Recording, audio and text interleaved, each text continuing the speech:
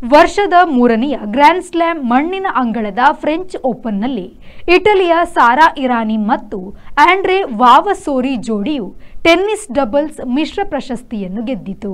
ಫೈನಲ್ನಲ್ಲಿ ಇಟಲಿಯ ವಿವಾನಿ ವಾವಸೋರಿ ಜೋಡಿಯು 64-6-2 ನೇರ ಸೆಟ್ಗಳಿಂದ ಯುಎಸ್ಎಯ ಟೇಲರ್ ಟೌನ್ಸೆಂಡ್ ಇವಾನ್ ಕಿಂಗ್ ಜೋಡಿಯನ್ನು ಸೋಲಿಸಿ ಪ್ರಶಸ್ತಿ ಗೆದ್ದಿತು.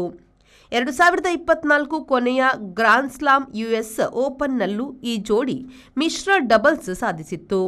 ಸಾರಾ ಇರಾನಿ ಅವರು ಸತತ 5 ಪ್ರಮುಖ ಟೂರ್ನಿಗಳಲ್ಲಿ ಡಬಲ್ಸ್ ಜಯಿಸಿ ವೃತ್ತಿ ಬದುಕಿನ ಗ್ರಾಂಡ್ ಸ್ಲಾಮ್ ಪೂರೈಸಿದ್ರು.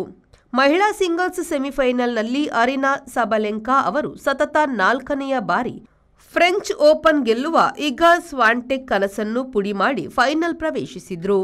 ಇದರೊಂದಿಗೆ ಇಗಾ ಅವರ ಸತತ 26 ಗೆಲುವುಗಳ ಸರಣಿಯು ಮುರಿಯಿತು.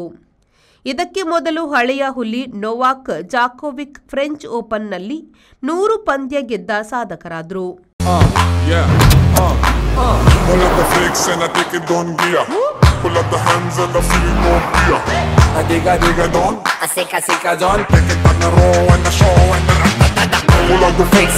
Volkswagen Virtus, German engineered for unmatched safety. Volkswagen Mangalore, Airport Road, Yeyadi, Mangalore. Volkswagen.